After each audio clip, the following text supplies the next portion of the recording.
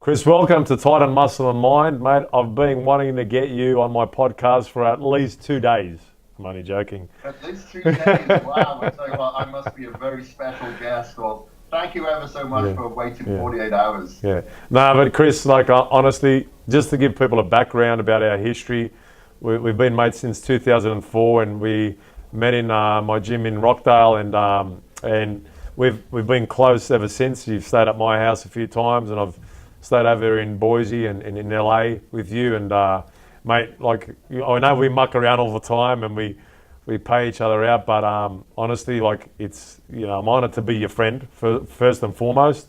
And I really do respect a lot of the work you do. And I know you're not taking it seriously, but honestly, Because I'm waiting for the catchphrase here. I'm like, when's it coming? When's he going to hit me?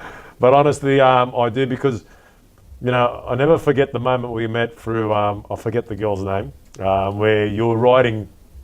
You were, Who's Les- yeah, I think so.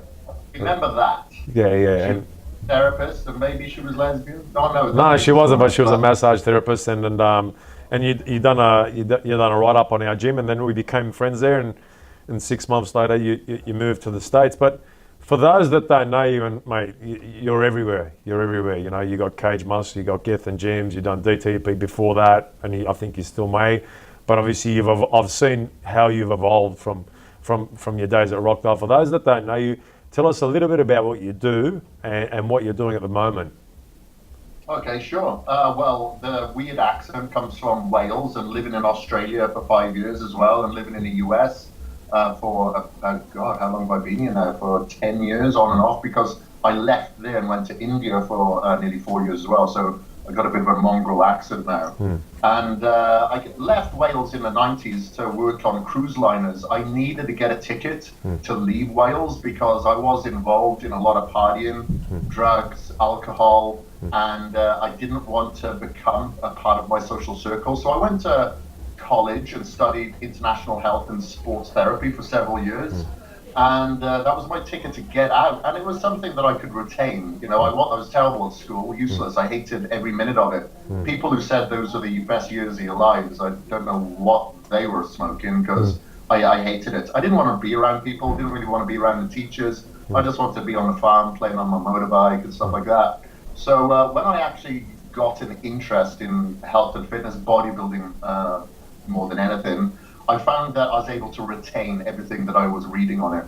So I knew that this was something that resonated with me. So once I went to college, worked on cruise liners for 8 months, and then I moved over to Australia. And I started off with, I had my qualifications, but within 24 hours of me landing, I managed to get a job at a gym called Bodyline in North Sydney. And that was as gym staff, giving people a spa, picking up the weights, cleaning up the weights area and stuff like that.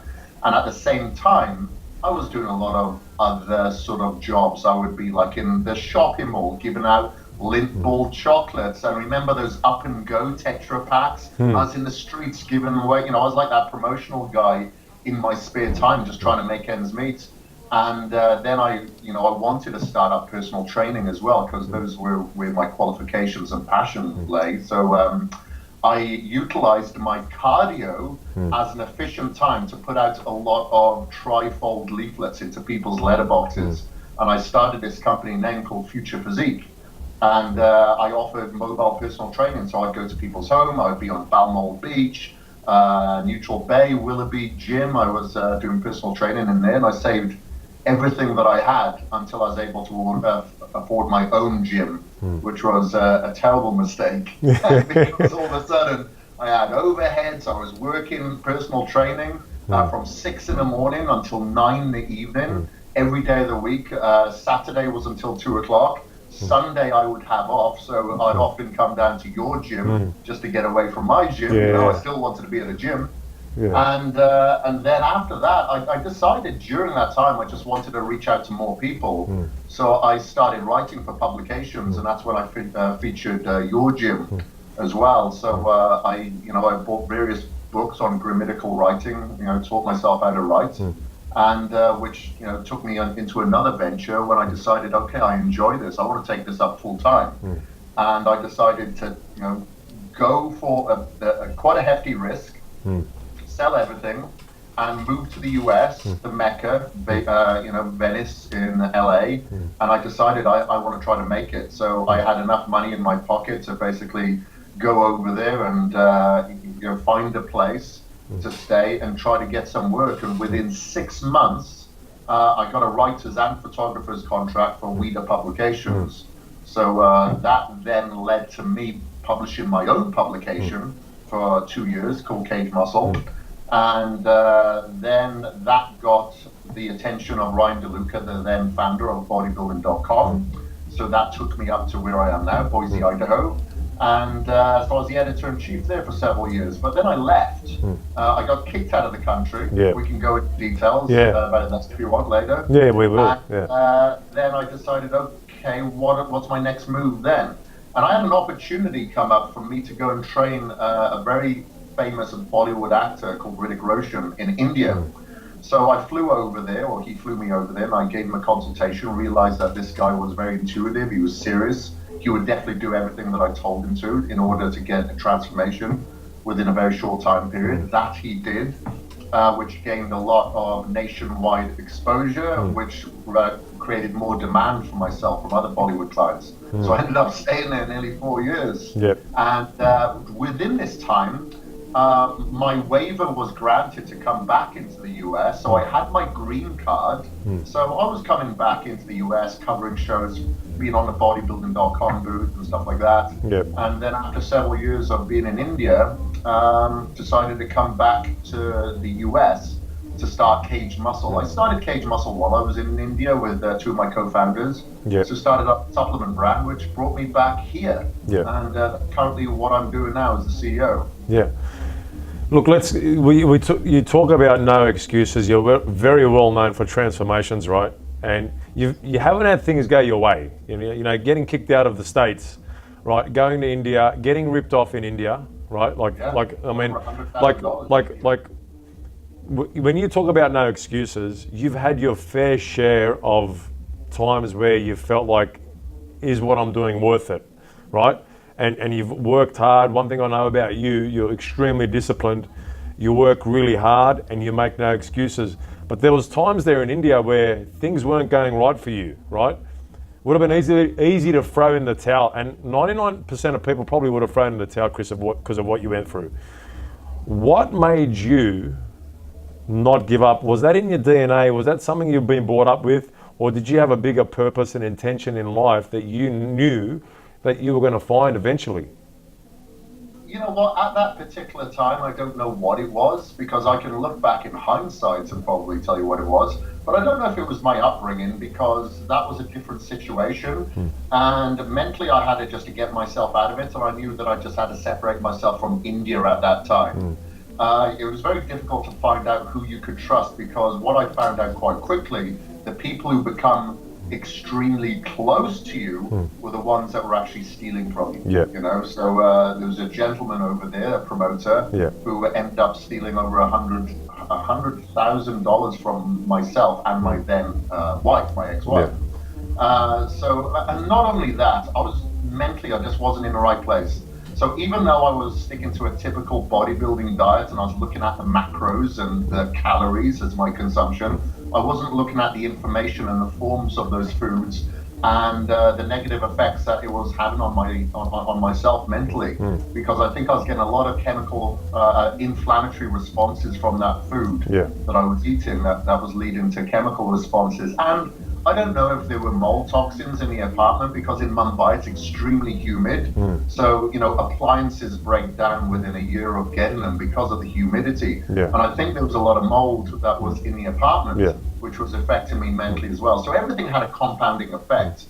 What kept me going was knowing that there was a higher purpose, and everything that I was doing was much bigger than myself. So if I'm doing a video series, it's not for my pleasure, it's not for my financial gain, it's to help more people.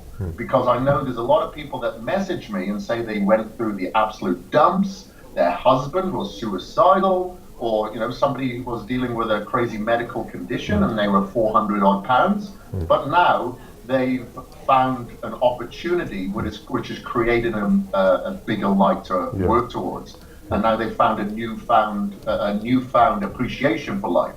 So I kept thinking about that. I was reminding myself, this is something bigger than me, and I've worked some pretty crappy jobs. So I kept thinking, you know what? Well, at least you're not out in the middle of the snow, putting up a scaffolding where your hands are sticking to it because it's so cold.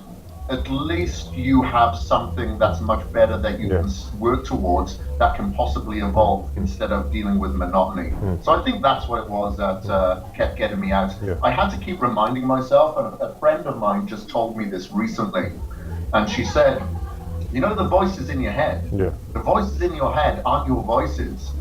What you actually listen to and hear from an outsider's perspective, that's your voice. You listening to those voices is really you, not those voices. So I try to remind myself of that as well, and just try to change my perspective. And in India, it's very easy to do that, because you see poor people on the street begging, some with no limbs, some have had acid poured on their face, and your heart bleeds for them. And you know, so when you look at that perspective, you know what, we got it easy regardless of the struggle.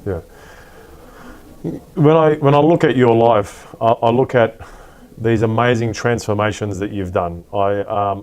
You know, because of our connection, I get messages from people's lives that you've transformed, that you actually haven't. You've done it through all online, through your workouts, through your no excuses mentality, and they're quite amazing on what I see from my end. How has that impacted you in what you do? Because I never forget years ago, it could have been about 10 years ago, I think we were in Vegas and we were talking, and you said to me, I never forget, you said to me once, Mets, it's not, there's more to life, you know, and you said it's about the impact you have on others.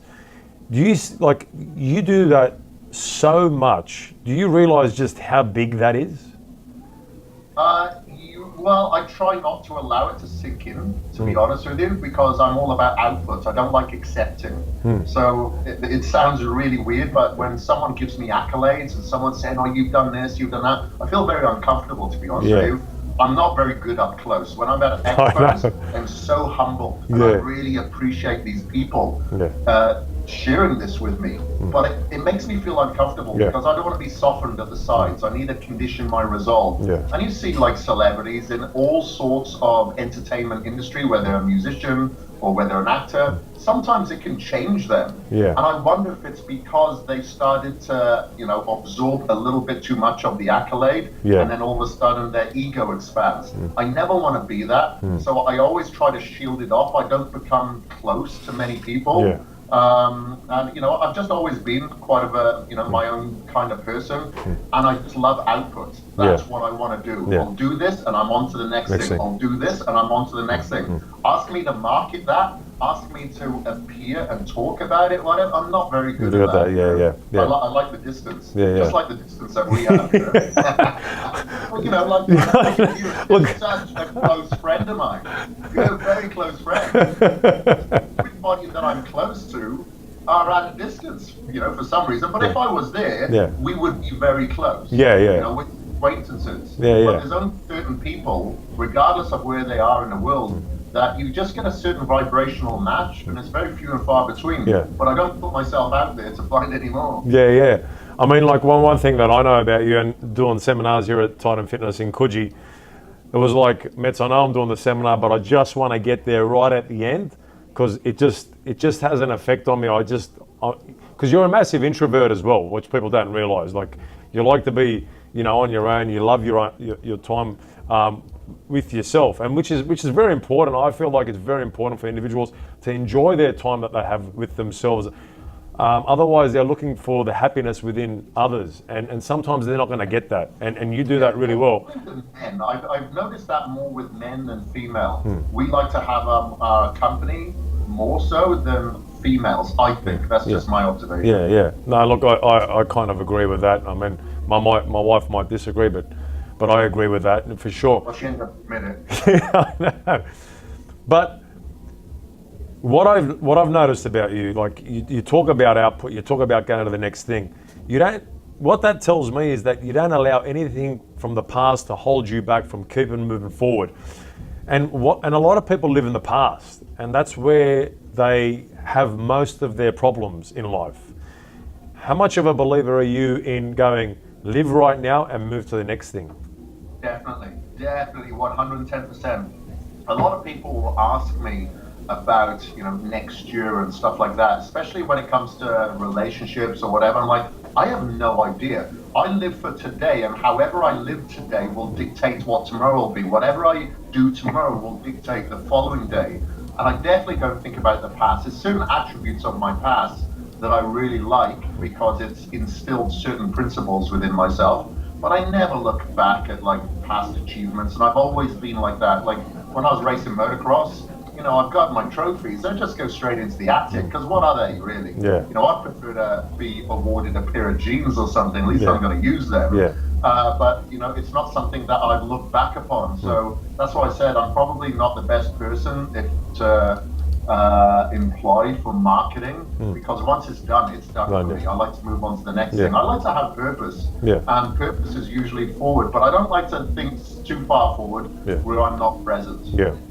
You talk about purpose, right? What, like, if someone was to ask you, like, Kris, what's your purpose on Earth right now? What would it be? Good question. Wow. My purpose is to continue to evolve myself. That's going to have a secondary attribute that is going to help people.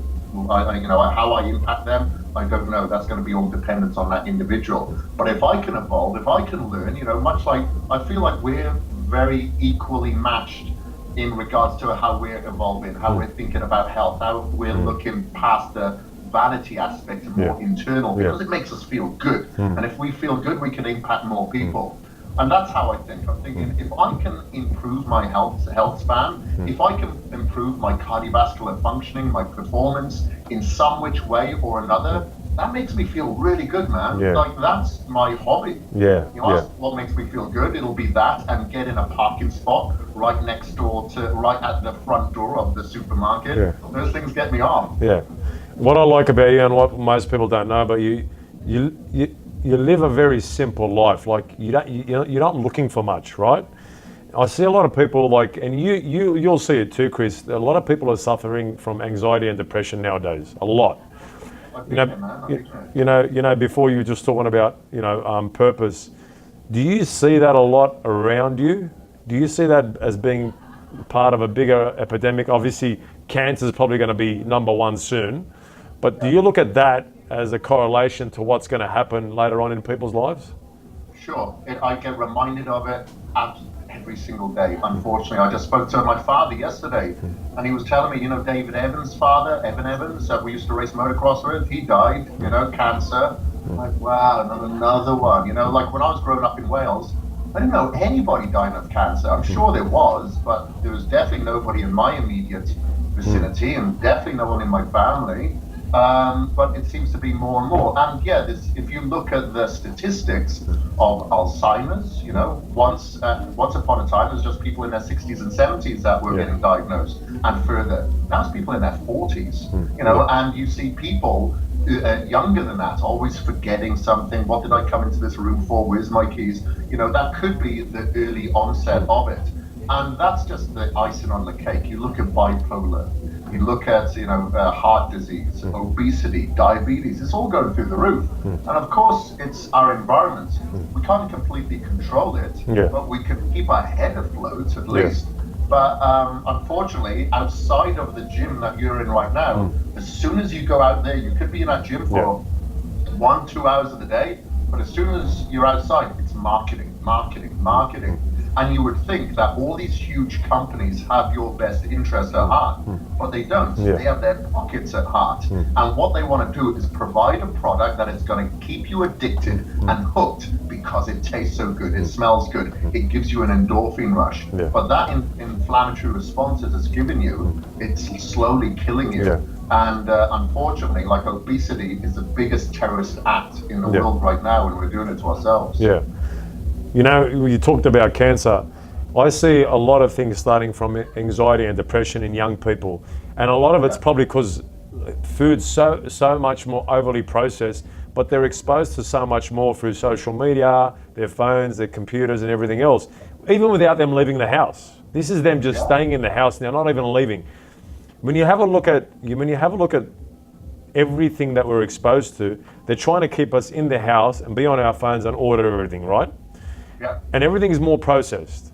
So then you're seeing anxiety and depression at an all-time high. I see that as the start of every health problem that everyone's going to have. Do you see it the same way? Oh yeah, for sure. No doubt about it. Like, people think that I'm obsessed, but my obsession is my passion. It keeps me happy. So the computer that I'm talking to you on right now, I've got devices on there that's gonna, I wouldn't say completely block out my EMF rays, but it's gonna dilute it. But look at the back of my phone. I got the stickers all over it at the moment to try to dilute the EMF rays. And if you actually put an EMF ray meter on there, it will show that it distributes as opposed to penetrates. So I try to do whatever I can in the house, and I know sometimes the air inside a person's house is worse than outside. So I have the air purifier in here pretty much all the time. I'll switch off the Wi-Fi at night. I make sure that I have a filtration system in the house. I'm having hydrogen-rich water every day. And the food that I'm eating it's not genetically modified. It doesn't have the antibiotics. It's local. It's grass-fed. It's humane raised. It's organic. I'm doing everything that I possibly can to control my environment, because when I was in India, I was dealing with some crazy depression and anxiety there. And if anybody was to read my first Adventures of Kaged Muscle book, it was called Muted Screams, you'd be able to see that. When I read any bits of that now, I'm like, wow, who was that person? But the only changes that I've made was since it was 2014, 2015, the major changes I made is when I spent 6 weeks at a clinic at Dr. Spinal's clinic. And everything that we were talking about with that doctor before, he does some of those things, not all of those things. And people would walk in there with like ALS, or they'd have some sort of disease like Alzheimer's, where a person couldn't even tell the clock, tell the time on the clock. But the person with ALS, like several months later, he's walking out of there. The other person no longer has Alzheimer's. I went in there with major problems where I was wired and tired, and I was sleeping maybe 2 to 3 hours a night. And after 6 weeks of being there, I wasn't completely fixed, but I had a lot of home care that I had to continue to do with certain supplementation, make sure that my serotonin levels were being produced now. And all that serotonin, guess where is from the being gut. produced? In the gut, So I had to really start looking after my gut, cleaning myself out. So I was having colonic hydrotherapy 5 days a week, every single day. 5 days a week, every week for 6 weeks while there. And I continued that process like twice a week when I came back. And eventually, after a couple of years, I'd say completely cured. I sleep like a baby. I feel so much happier. Of course, I have my down days like everybody else.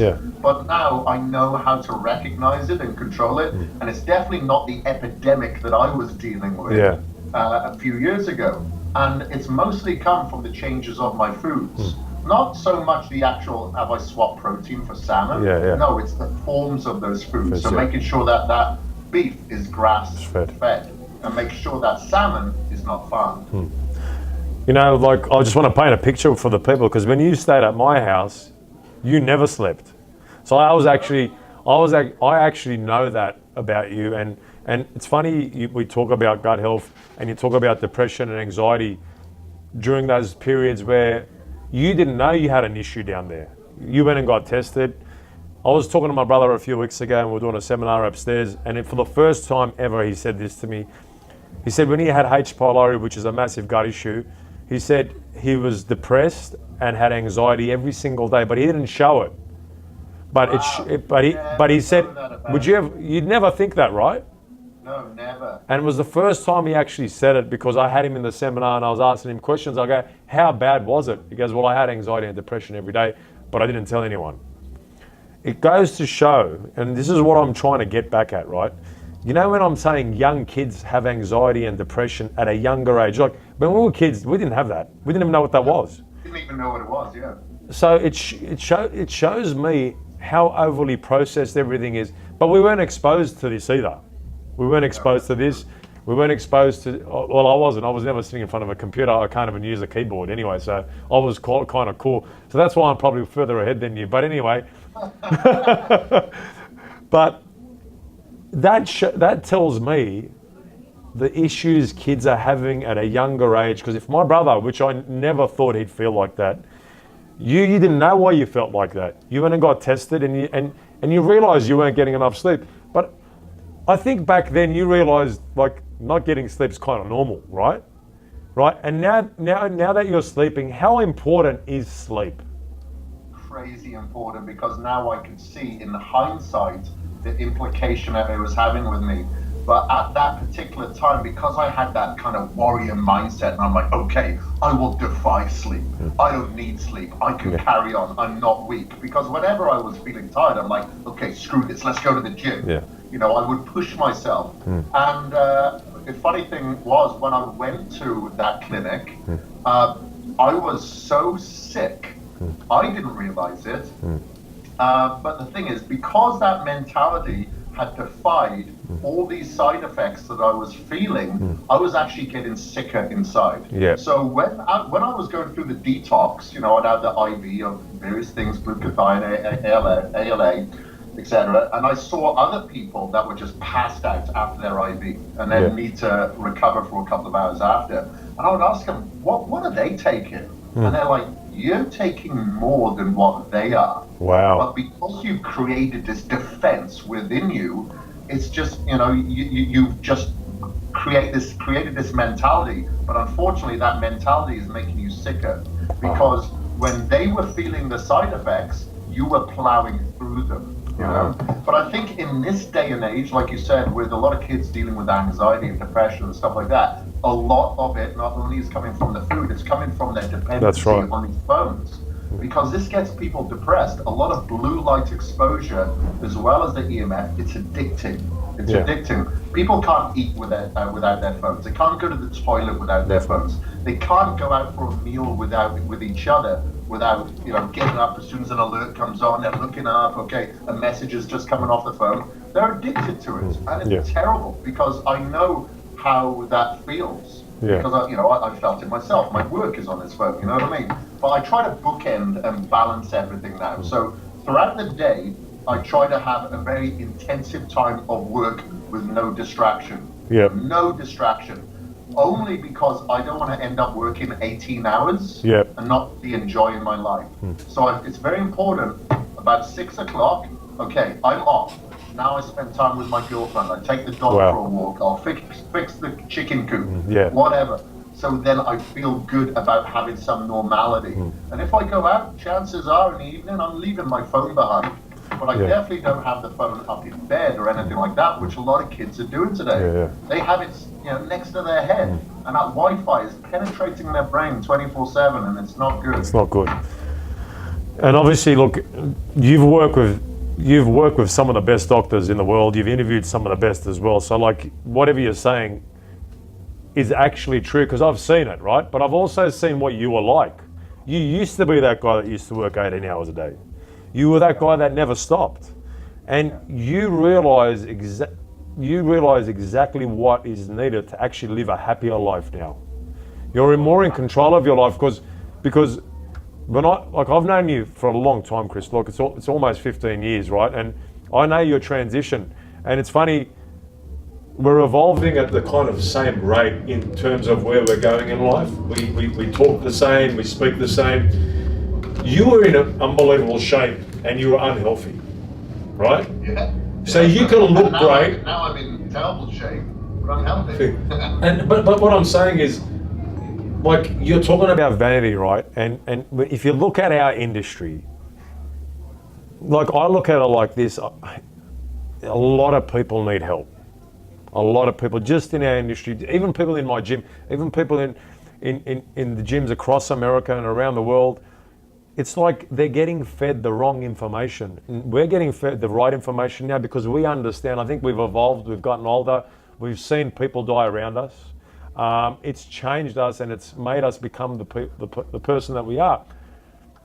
I think if I look at it, we didn't accept what was. We were looking at what else is there. How important is that for you moving on in your life? Because I know you want to live to 100. How important is having that mindset for you now? It's extremely important because I know as like a quote unquote bodybuilder, we are aging quicker. We are signaling our mTOR pathways, our IGF-1 pathways, especially if you're, one of those bodybuilders that eats a lot of meal frequency. So I like to do everything that I can to balance now. So, I've been spending the past 7-8 months trying to lose muscle. So I've been eating a very low protein diet. I've been fasting, only eating a few meals a day, pretty much like your brother, except his goal hasn't been to lose muscle, because I want that balance every now and again. Because I know next year at some point, I'll go through a transformation again, and I'm going to be signaling those pathways. But I don't want to do that all the time, like a competitive bodybuilder. There's going to be some that are, genetic freaks that may continue to live to 100 and do that, but I don't want to take that chance. So I think it's very important that not only do I have the balance mentally, but internally as well. But there's certain things that I will always balance as a bodybuilder. Even if I am signaling those pathways, to make sure that I intermittently fast, maybe a couple of times a week. I'll go into my infrared sauna to improve my heat shock protein production. 5 times a week when I'm at home.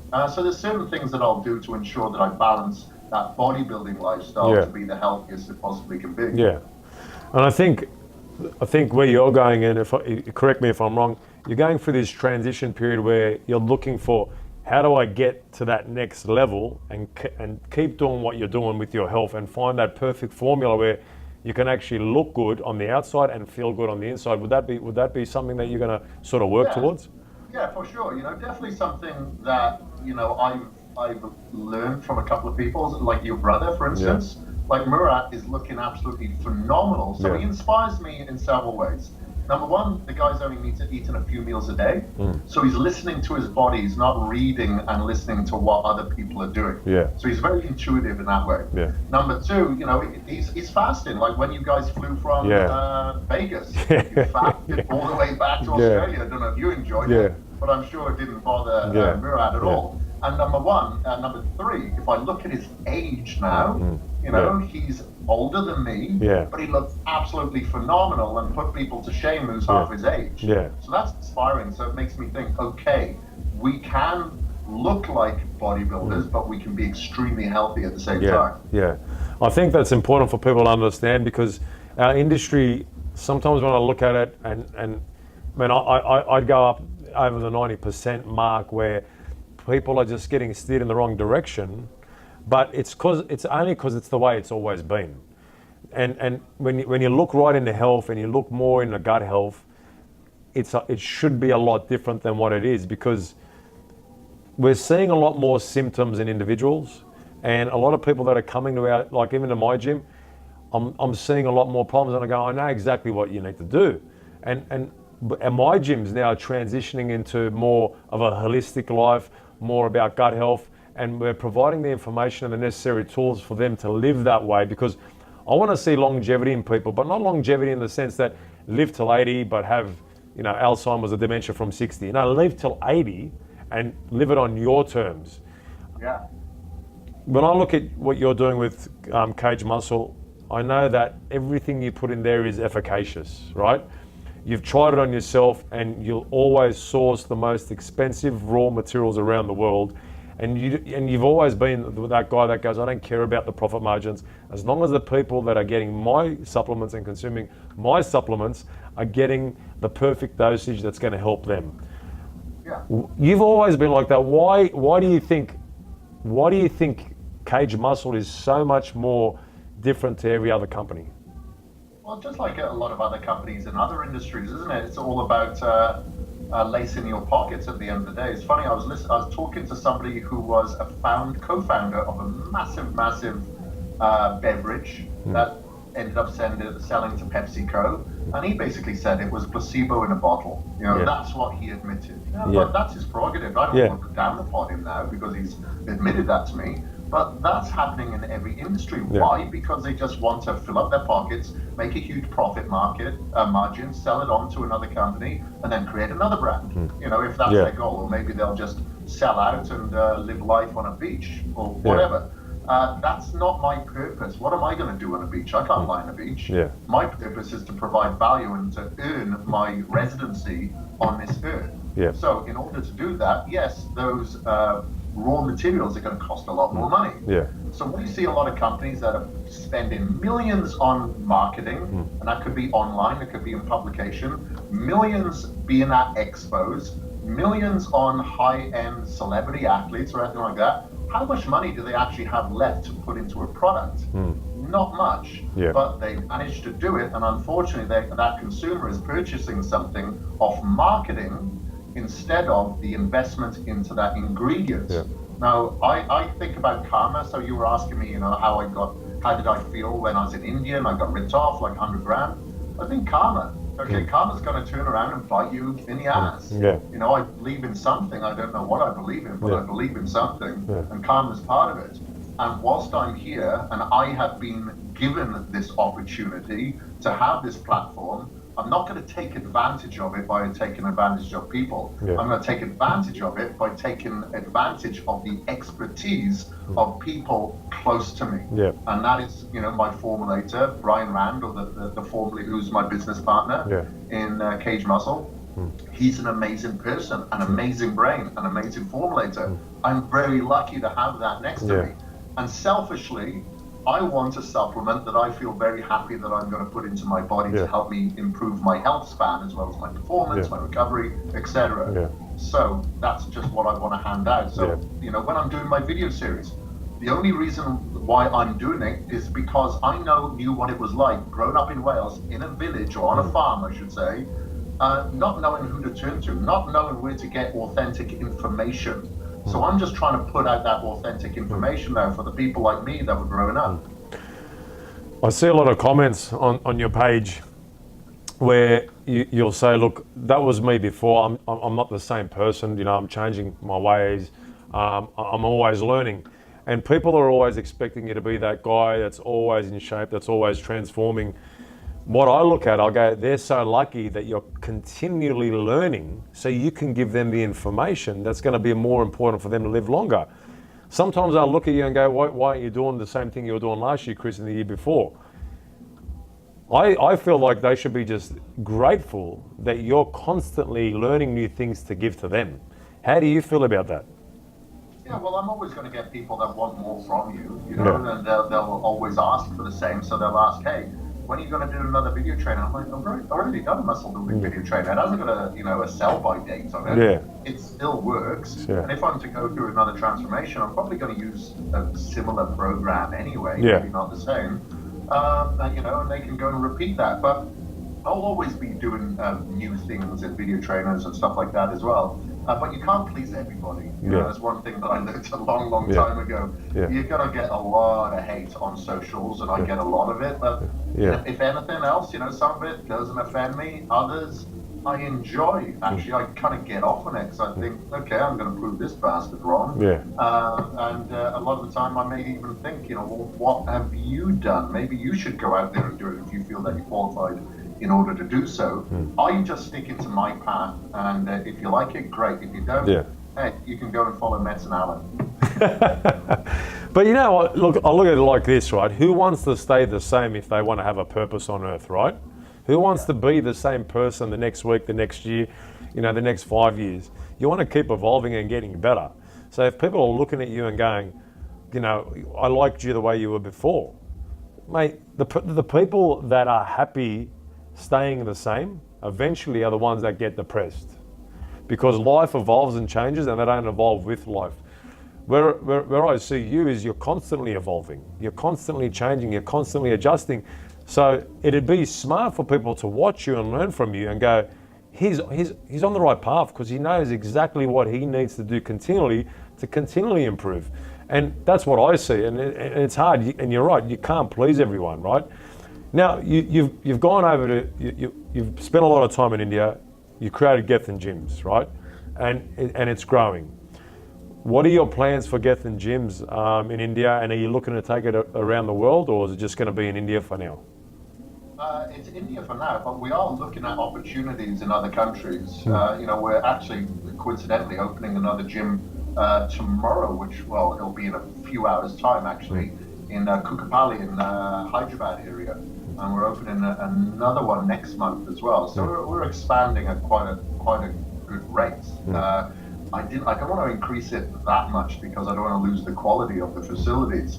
But in regards to other countries, yeah, we've had people apply for franchises in other countries, but in all honesty, we just haven't approved them based on maybe how we feel about them. Maybe they don't have the right qualifications, they don't have the right passion to see the evolution in 5 years' time. Maybe they just want to invest money in something, and that's kind of where they want to wash their hands. But we are looking at it for sure. But our central focus and demand at the moment is more so in India, so that's more so our focus. Yeah. Now because I just did Ironman events over the last couple of years, we put some more facilities in there that would help people because marathons and triathlons and stuff like that are expanding. So we're starting to put like curved sort of treadmills in there. Yeah. More spin bikes, and we'll probably be looking at Vasa equipment soon as well, so people can practice their swimming. So we're always looking at some sort of USP, particularly for specific markets. Yeah. Obviously, from the time you started Gethin Gyms, again, you're evolving there. The way people are training, the way new equipment coming out. You're changing your perspective on how people train. From the day you started, you were just more into just weights, pounding it out. Now you've evolved. You've moved into triathlons. You've moved into obviously running. You never used to run a lot. I remember back in your bodybuilding days, you never used to run. Never. Speed walking, that was it. Yeah, I don't know if I'll run, Kris. I don't know if I'll follow you in that area, but you've got a good technique. And I remember when you said the shuffle on the upper body when you were showing me, and I couldn't get it right. You got to keep that spear in your gut. Triathlons, it's a big passion of yours now. Yeah. Why the move into that? Was that something you always wanted to move into, or was it something that just grew on you? No, it's just another challenge. The reason why I did that is because a lot of people would shoot me down and say, well, because I'd always do cardio every day, you know that, man. Yeah, yeah. Cardio is just a part of my therapy. Yeah. Was it better? Wasn't it? I don't know. I didn't care. It's part of my therapy. It made me feel good. Because not only is your shoulders and your pecs very important, your heart's very important. So I want to continue to do my cardio every day. And I think it helped me actually recover from bodybuilding anyway. Better blood flow, better transportation of nutrients to localized areas I've just trained. And when people kept shooting me down and saying, "Hey, you'll lose all your muscle if you do cardio every day," so I thought, okay, you know what? I'm going to go through to the extreme and prove to you that you will not lose muscle. So that's when I did a 6-month transformation. When I decided in a 6-month period I would do an Ironman, and during that time I did an Olympic distance triathlon, I did a half Ironman, I did a full Ironman, and I went to the lab in the beginning and went to a lab again after and showed that I put on, I think it's like 1.8 pounds of muscle during that process of training. So that was it more or less. And then I got bitten by the bug, and I kind of enjoyed the changes of extremes from taking your mental application to going into a gym and just going all at it for 45 minutes to actually saying, okay, now I've got to try to go at it at a pace that's sustainable for like 6 hours on my bike, because I'm going to ride 100 miles. So I like that, and out of it, I found a lot of meditative therapies as well. It was like active meditation. Okay, I'm going to go out and go for a run in the hills or go for a bike, and I'm going to be gone for several hours. No phone, no disruption, just listening to the sound of my breath and the sound of my feet on the stones or on the earth, whatever. And I just found a perfect time to kind of be away from everything, and I'd come up with some great ideas when I came back. So I found that was very purposeful. So I kind of stuck to it, and then after that did like an ultra marathon and Spartan events, and now I want to continue doing that as well. But next year, I think I'm going to pull it back a little bit after my stem cell therapy and just focus a little bit more on bodybuilding and get myself back in half decent shape. Talking about stem cell, what do you think about stem cell therapy? Well, I've looked into it quite a lot over the past, say, 8 months. I've studied it in depth, various forms, whether it be, umbilical, cord blood, placenta, bone marrow, fat extraction, all sorts, with exosomes. And, I've decided that, I'm going to go for the umbilical way, Yeah. you know, so I'm going to do that at the third week of January. I'm going to be doing that in Colombia. But I've seen some fantastic results from people who have done it, whether that be bone marrow, you know, if they're a healthy young individual in this country, or whether they've gone overseas and had it done. Not always good experiences. Depends on where you go, the density of the stem cells. Yeah. But I've heard great things about this place in Colombia, so that's where I'm going. I'll have it acutely in some areas where I have had inflammation and where I had shoulder surgery, and then I'm going to have IV for regenerative purposes and anti-aging. Yeah. Going back to that, your triathlons, I want to know the mindset you had when you done the full length marathon. I think it took over 10 hours for you to finish. How many? Yeah, closer to 16 hours. 16 hours. 15 hours. 15 hours. How many times did you want to quit during that marathon? I didn't. You know, I guess there was doubt in my head, but I knew I'd finish. Yeah. You know, like, that's not being egotistical, it's just being confident. I knew that the only thing that would prevent me from finishing would be a severe injury, or like, something happened to the bike. Yeah. You know, I didn't have to be mechanical or anything like that. It was weird. So I wear this Cara on my wrist the whole time, and I got that from the Golden Temple when I was in India. Jag got it me, and at that time, like I've done some work with this all-girls orphanage in India for quite a number of years now, and I was doing the Ironman, number one, mostly to raise awareness and funds for the all-girls orphanage, and my parents were there as well. But like I remember being on the swim, and you kind of, if you're in a pool, if you're swimming in the open water for over an hour, your mind starts to wander a little bit. And it was very murky water, but every time my arm would come forward, I'd see this Cara, and I would remember, okay, again, this is much bigger than me. You're doing this for something much more powerful than yourself. You will not give up. You will continue to go and move forward. And your dad's here to kick your ass if you don't get over that finish line, you know? Yeah. So there was never really any doubt. Did I deal with a lot of pain? Yeah. Man, I was in a lot of pain, especially on the run. Like my hip flexors had completely gone. Because my legs were much bigger than an average Joe, trying to pick them up after, say 20 miles of running was really, really hard, and especially after spending so many hours swimming and biking. It was tough, but, I always truly think the bigger the sacrifice, the more success that you're going to enjoy after. So I knew that there was a lot of success to feel from it.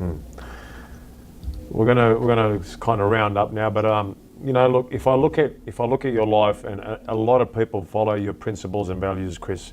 You don't give up. You have this no excuses mentality. You're constantly evolving and learning. You never stand still. You're always looking at the next thing. You're not looking back. You're living in the present and moving forward. You're giving yourself more time. You're not the same guy that I met when in 2004, and I'm possibly not the same guy you met as well. Do you remember what I was like? Yeah, unfortunately, yes, got me. But if there's a lot of guys, and I want to mention one guy that I sent you the other day, chemo. His name's Andre. When I sent you that transformation, I said I'd mention you because he's been sending me messages because I know we're going to be in San Diego in March, and we're possibly going to have you there. And hopefully we're going to do a lot more seminars together like we've done in Vegas and spread the message because, with Jag and Kris Gethin there, we're all like-minded. We all sort of live for the same purpose and the same intention in life. And it's very rare you find like-minded people like that are on that same path. If you were to give like a lot of these young people that are still looking at they love Kris, you know what I mean? And I just said, this is what I see as your core principles. Like, you never give up. You're always trying to move forward. You want to live to 100. You've said that before, and there's no excuses. What else can someone go away with and go, wow, man, I'm going to take that. I'm going to take that on board with Kris because I see what you've done and achieved. What can someone go away with finally on this podcast and go, wow, that was big for them? I hate to sound like cliche, and I'm sure it's been said 100 times before, but it's the consistency and being prepared for eventualities that are going to crop up. So I know I am prepared for pretty much everything now. You know, like when I did the Ironman, I thought, okay, I'm going to get kicked in the head. My goggles could come off. I could fall off the bike. I could get injured. Are you prepared? Yes, I'm prepared. Okay, so I've thought about all those eventualities to keep consistent. So the main thing is focusing on the consistency, because guess what? There's going to be weekends. There's going to be late nights. There's going to be social gatherings where you're always going to be distracted. You can't be distracted. You've got to focus on the same goal that you started with and you committed to in the beginning. Whatever comes up, doesn't matter. Yes, there could be a death in the family. There could be an injury. There could be a social gathering. You could be flying somewhere and there's going to be a day delay or whatever. But you need to find a way to control your environment to stay consistent to the path that you committed to, okay? Because everybody's strong. January 1st, okay, here's my commitment. This is going to be my year. And it comes to February and they're like, I'll leave it. It's okay. You know, it's just a day. It's just a meal. It's just a late night. It's just a social gathering. Whatever that is, you cannot allow that excuse, that doubt, that weakness come into your brain. You need to focus on your commitment that you created for yourself, because your word means everything. Yeah, that's what I love about you, Kris. Even though I don't say it much, you know, we don't say it much. But you, buddy. Kris, man, thanks for coming on. I know you've got such a busy schedule. I messaged you 2 days ago and you go, Mets, after next week I'm done for the year. My schedule's too busy. We got on. We finally done it. I just want to thank you.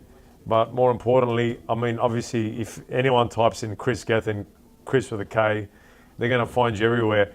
Where's the best place for everyone to look you up and find you, Kris? Because your information is unbelievable. Everyone needs to know what you're doing, because I've seen you evolve. You never stand still in learning. You're this constant student that everyone should be looking at and watching. And I know thousands and hundreds of thousands of people, millions of people have watched you on various platforms. Where's the best place to find Kris? I know you're going to have a new website soon, yeah? KrisGethin.com. Yeah, we're going to help you. I mean, we're going to give you the best one, Kris, in the world. And what excites me a lot, and we'll get into where everyone can find you, because you're going to have one of the best websites in the world that are going to give everyone everything we just discussed. But we're going to actually do a lot of work in the next 12 months, because we did promise ourselves in Vegas that we need to do more of those seminars. And I think it's get together in San Diego. We'll just put it out there and find a gym and do one there. 100%, and we're going to definitely do that. So hopefully in the next month or two, everyone's going to be able to find you on KrisGethin.com. They're going to be able to find everything on there, right? Where else? For sure, but if people want to contact me, right now, the now? best way to do it is on Instagram. Instagram? Say, contact me there, because if I say, contact me on Facebook, Twitter, whatever, it's too diluted. So go to one place. Like, I'm not on Snapchat. I'm too old for that. Yeah. So Instagram. Instagram's the place. Yeah. Kris, thank you very much. Thank you, Matt. I really, really appreciate it. And like, part of the reasons why I like to evolve is because I learn from books and from people. And you and your brother are two people that I've learned from as well. And it's okay, there's a lot of books that you read and you maybe just take a chapter out of that, but it's still an evolution that you can implement in yourself. So thank you, my man, because I've learned a lot from you two. And, hopefully I'll continue to extract a little bit more from you guys as well. It's vice versa, Kris. Like, listening to your, all your podcasts, it's the same, man. I love listening to your podcasts, honestly. And that's another thing, guys. The Knowledge and Mileage podcast is a must listen to. It should be number one. Listen to Kris's Knowledge and Mileage. I'll have you on there in the new year when I get back. Yeah. You will be number one, mate. I think we will then. I think there's a possibility that I could, get to where you are when I grow up. Take it to that next level, man. Thanks, Kris. Just stay online, but I appreciate everything. Stay online and I'll chat to you afterwards. Thanks a lot. Thank you, sir. Appreciate it. Yeah.